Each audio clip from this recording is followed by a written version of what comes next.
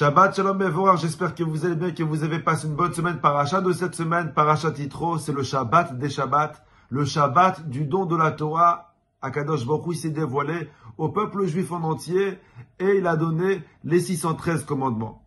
La Torah, elle nous dit, la Gemara elle rapporte, et elle dit que Akadosh Baruch Hu, il a enseigné à Moshe Rabbeinu les 613 commandements. Et c'est à partir de ce Shabbat-là qu'on va commencer à voir toutes les semaines différentes mitzvot. Plus tard, le roi David, il a condensé les 613 commandements dans 11 commandements. Il a réussi à faire un zip de fichier et à condenser les 613 en 11 commandements. La Gemara nous dit que beaucoup plus tard, le prophète Yeshaya, il a réussi à condenser les 11 mitzvot que David avait déjà condensés en 6. Plus tard, le prophète Micha, il a condensé les 6 mitzvot en 3. Et beaucoup plus tard, le dernier prophète, le prophète Habakkuk, il a condensé les 613 mitzvot en une seule mitzvah. Et la Gemara elle pose la question, elle dit, comment une mitzvah peut englober 613 mitzvot? C'est quoi cette mitzvah-là? Et la Gemara elle répond, le prophète Habakkuk, il a condensé les 613 en une seule mitzvah qui s'appelle la Emouna, la foi. Comme la Torah elle dit, Vetzadik be'emunato yichye, le juste vivra grâce à sa foi.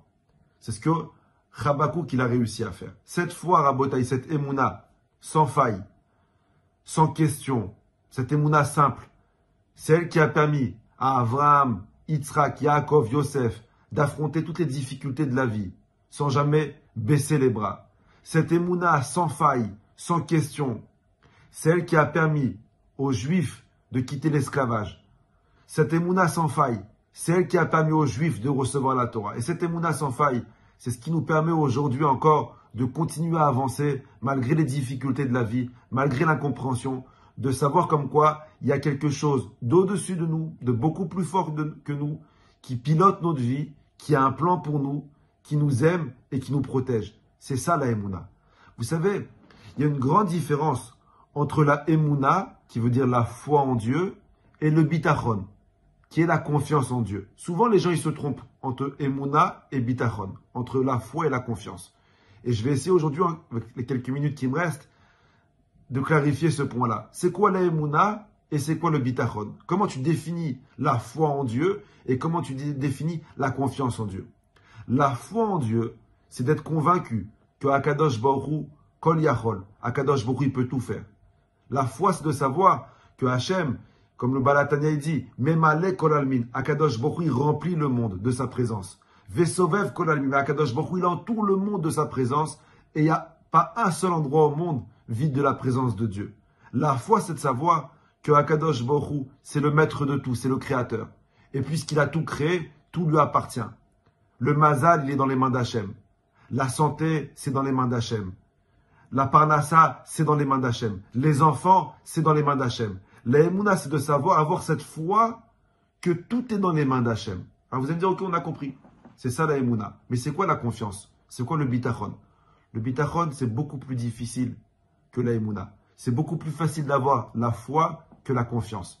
Parce que la foi, on l'a quasiment tous. On a grandi avec cette foi que Hachem, c'est le maître de tout. Alors c'est quoi la confiance?